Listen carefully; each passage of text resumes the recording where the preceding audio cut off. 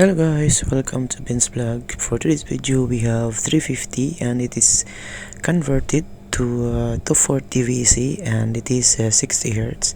So for today we're going to prepare for this, and the preparations is connections with the load bank, and for here we'll take a look for our breaker because this one is converted. So it's supposed to be, it is higher current to our normal 350 kVA. So if you know the calculation, just comment down below to our channel so we can talk about it soon as possible. So for now, let's go back to the preparations.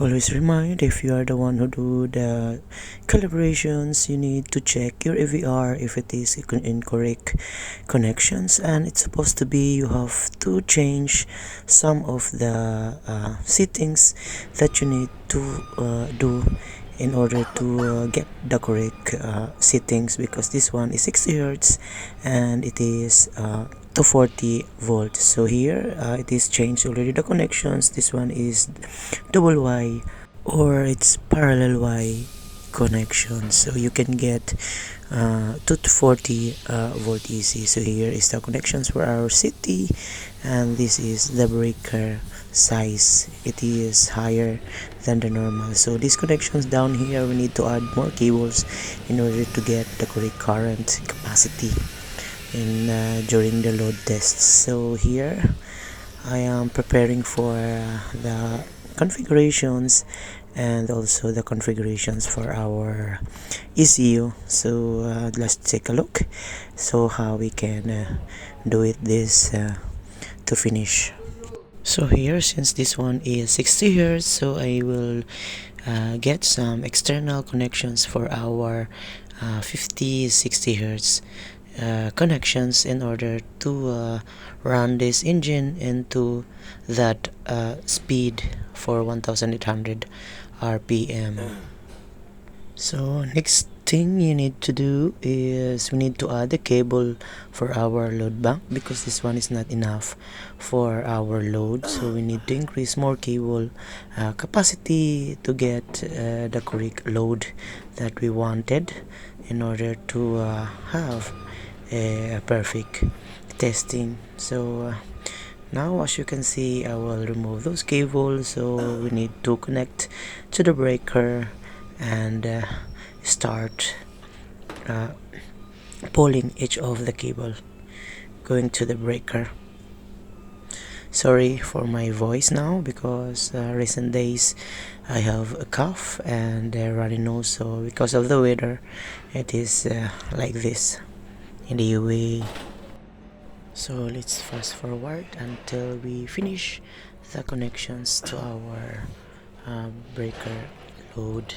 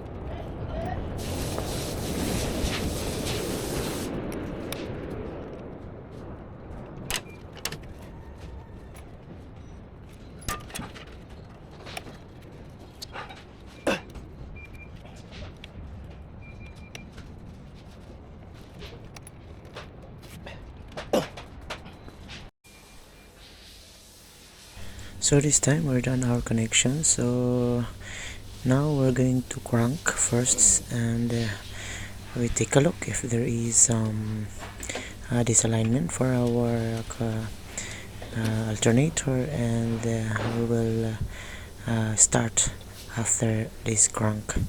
If any failure may appear or alarms may appear to our module, so we can rectify those alarms. So let's continue. Double check everything before you start or crank the generator. Maybe you forgot something, so it's much better to double check first before starting. So over here I'm changing the settings for our load bank, because this one is set for 15 VEC, and we need to change it to 40 VEC in order to work properly. So let's start now.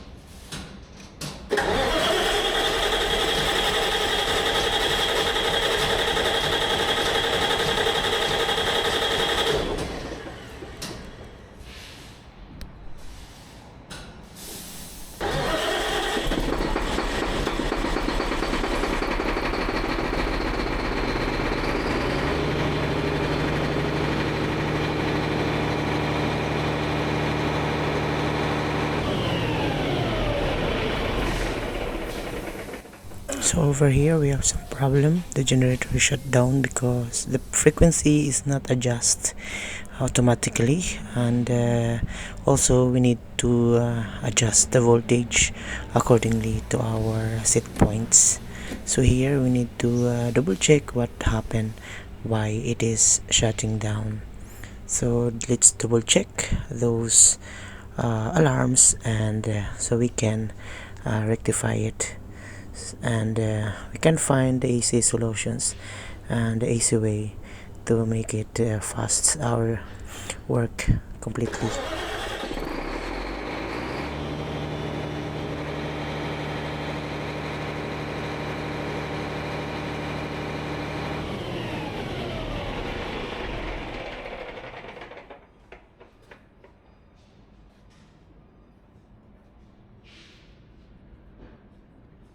So in here I need to adjust a little bit voltage, so it will appear to have the voltage adjustment, and we will take a look why what it is the problem with the speed, why it is not going to 1800 rpm.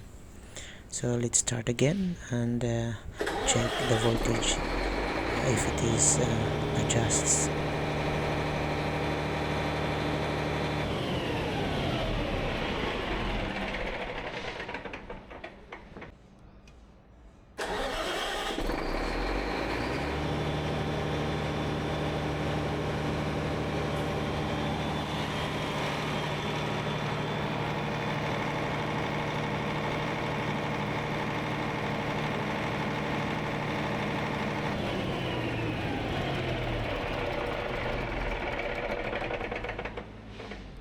So now I need to remove the J1 connections for the customer interface, so we can check those wiring if any connections are losing or any connections are misplaced or mistakenly connected, so we can double check. So by using of multimeter, we can assure that the connections it is connected or crimped properly to the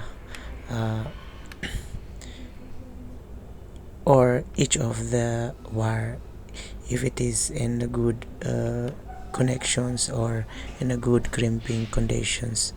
So take a look on this one by one.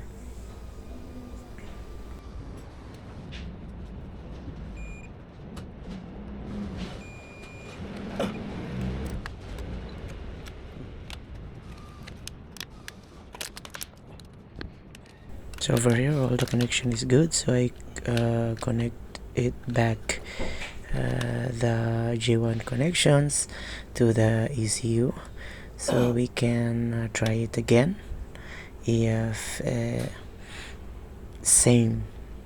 So after that, if the generator runs the same, so we'll take a look the configurations or the program for the ECU, why it is not changing automatically. So we can reconfigure, or we need to change the configurations to our ECU in order to achieve that speed for this engine.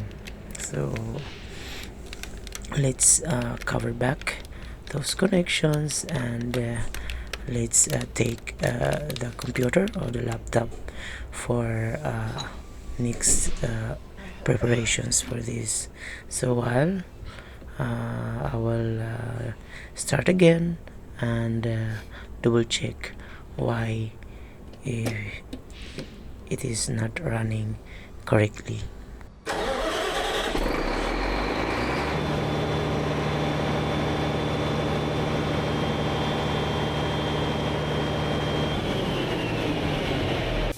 So in here I bring the laptop and the toolkit for our ECU, so we can connect and read the module or read the ECU why it is not working correctly.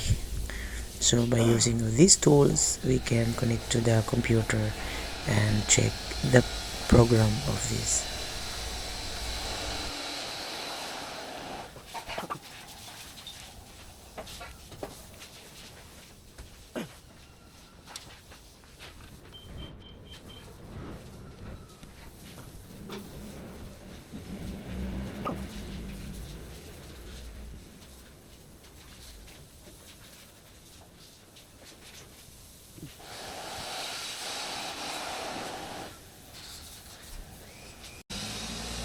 So we then changed the configurations for our ECU, and now we're going to start again if it is working properly.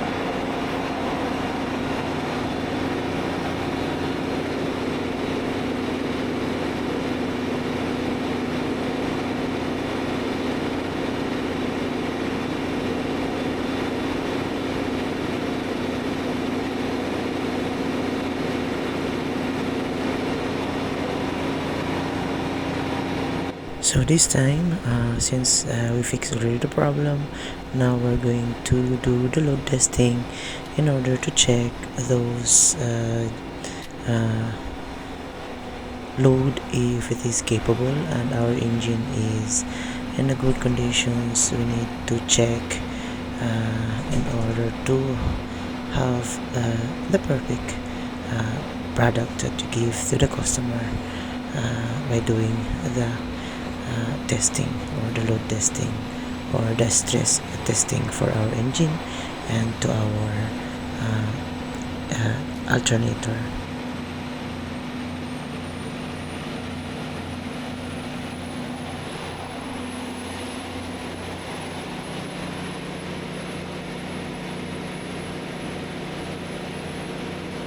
I will not give you the full minutes or for the test because it takes time for our video, so I'll just shortcut and I will show you the 100% of the load if it is perfectly working.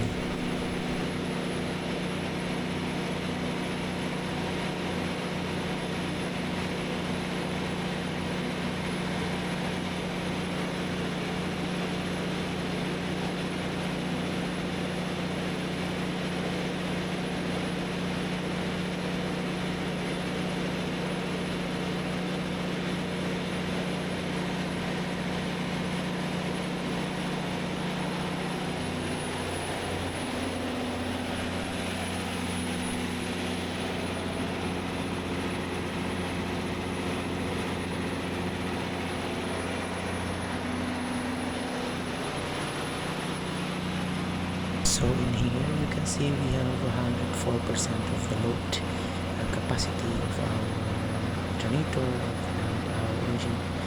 That means that it is working perfectly. So we checked all the parameters and if it is working fine and it is well balanced. Thank you for watching.